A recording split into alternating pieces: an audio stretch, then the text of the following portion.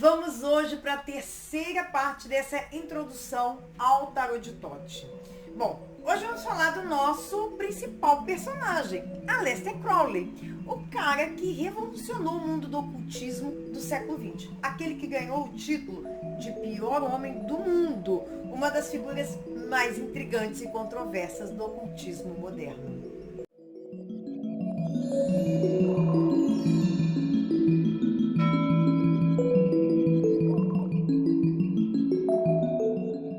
Crowley nasceu em 12 de outubro de 1875, na Inglaterra. Um libriano com ascendente leão, e ele recebeu o mesmo nome do seu pai e do seu avô, Edward Alexander Crowley, o terceiro. Ele veio de uma família muito rica, herdeiro de uma tradicional cervejaria, e foi graças a esse dinheiro e herança que Crowley pôde ser quem foi, porque nunca precisou trabalhar, de verdade. Sua relação com os pais, ela sempre foi muito importante na sua formação, porque ele admirava profundamente seu pai, que infelizmente morreu cedo, o que desencadeou um impacto muito negativo em sua vida, porque ao contrário da relação com o pai, a relação com a mãe, Emily Bertha Bishop, era caótica e difícil.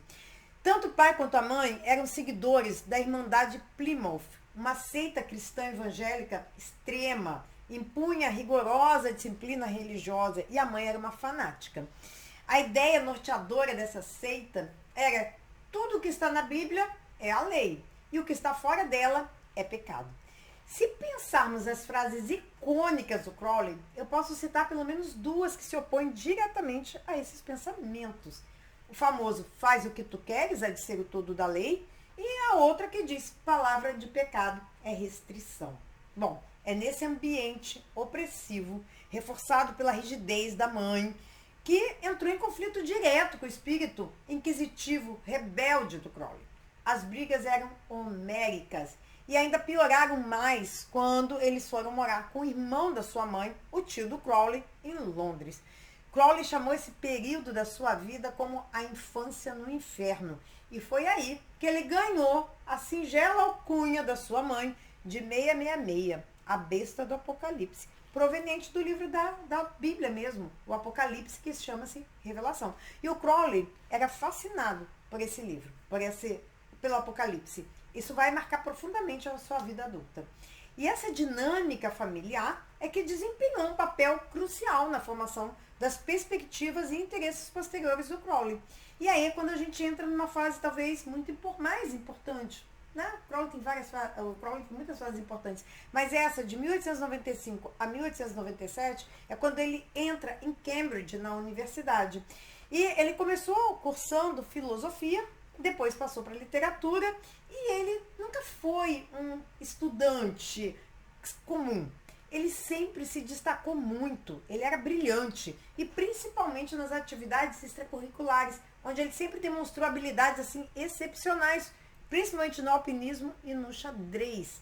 Mas nunca se formou, abandonou a faculdade sem se graduar, e fixando para si sua nova meta a ser cumprida: tornar-se o maior mago de seu tempo. Ele não só se tornou o maior mago de seu tempo, mas de todos os tempos.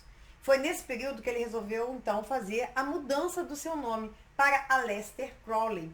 E Aleister é uma forma gaélica de Alexander, o nome do meio dele, demonstrando uma parte do seu interesse e também respeito pela cultura e misticismo celtas. E é por incrível que pareça, gente, que o Crowley deve a sua chegada ao caminho mágico a Arthur Edward Waite, que depois virou o seu inimigo, mas foi através do livro do Waite, chamado O Livro da Magia Negra e dos Pactos, que o Crowley sentiu interesse e entrou em contato com o Waite. E esse indicou para ele um livro que marcou profundamente a vida do Crowley: A Nuvem sobre o Santuário, de Carl von Eckartshausen. Gente, eu não sei falar esse nome em alemão, ele está aí na tela para vocês. Bom, o que levou Crowley, então, a abraçar definitivamente o ocultismo com toda a sua complexidade. Ele descobriu a alquimia e, como tudo que ele se interessava, ele ficou obcecado. Ele é tudo que havia sobre a arte. E numa de suas idas à Suíça, para fazer escaladas e tal, ele conheceu o químico Julian Baker. esse encontro marcou, porque foi importantíssimo, porque Baker não só compartilhava dos interesses da alquimia, mas foi uma importante conexão para o Crowley ser apresentado a George Cecil Jones, que também era químico como Baker e seu cunhado. E aí se tornou o grande amigo do Crowley. Foi George Cecil Jones quem fez a apresentação do Crowley para a Ordem Hermética da Aurora Dourada, Golden Dawn, tornando-se seu grande amigo e com quem mais tarde fundou a Astrum Argento. Então, no dia 18 de novembro de 1898, ele foi iniciado na ordem. E o moto que ele escolheu foi o Frater Perdurabo, que significa perdurarei até o fim. Esse nome já simbolizava o comprometimento do Crowley com os ensinamentos e práticas, não só da Ordem Golden Dawn, como toda a sua filosofia. E nesse dia, o Crowley foi iniciado pelo o grande fundador da Golden Dawn, MacGregor Maiters. E aqui começa, então, um outro capítulo importante da vida do Crowley, que é ele na Golden Dawn. Seu período na Golden Dawn foi marcado por conflitos. E em 9 meses de iniciado, o Crowley já tinha atingido os graus máximos que ele poderia atingir, que são os graus externos da ordem. Um parênteses aqui.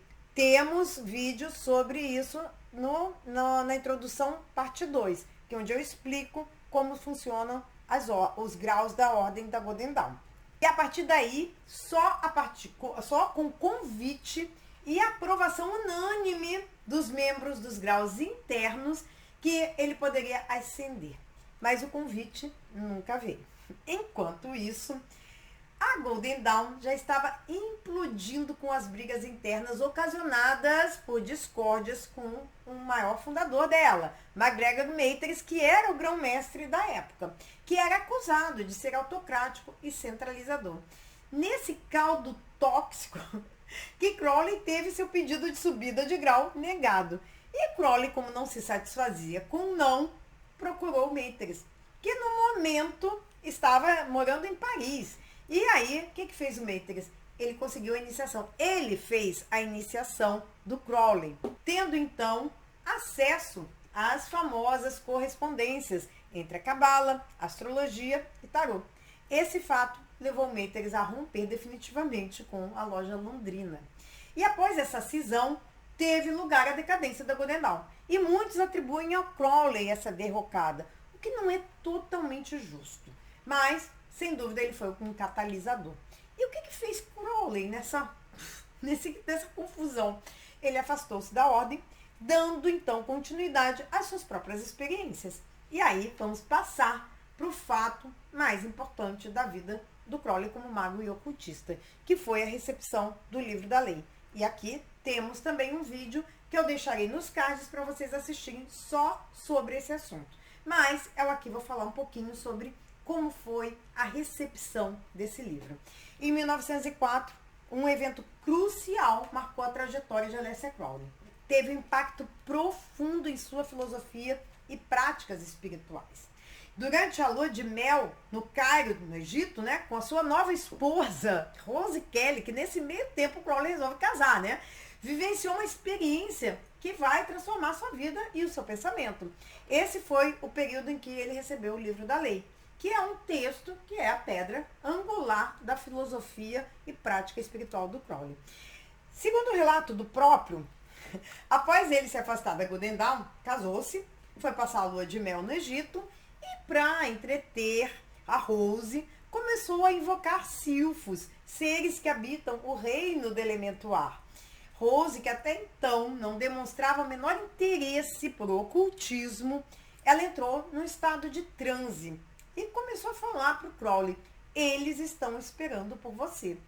E Crowley, depois de vários testes, veio desconfiado, diz ele, né? Ele resolveu levar a Rose no Museu de Bullock para fazer um reconhecimento da figura do Elis, que era o deus Horus, que queria falar com Crowley. Depois de ignorar quase toda vitrine que ela via lá no museu, ela se depara com uma estela de madeira pintada e datada da 26ª dinastia, dedicada ao sacerdote Ankaf Nakhonsu. Havia nessa estela uma figura que representava Horus na forma de Har-Hokuit.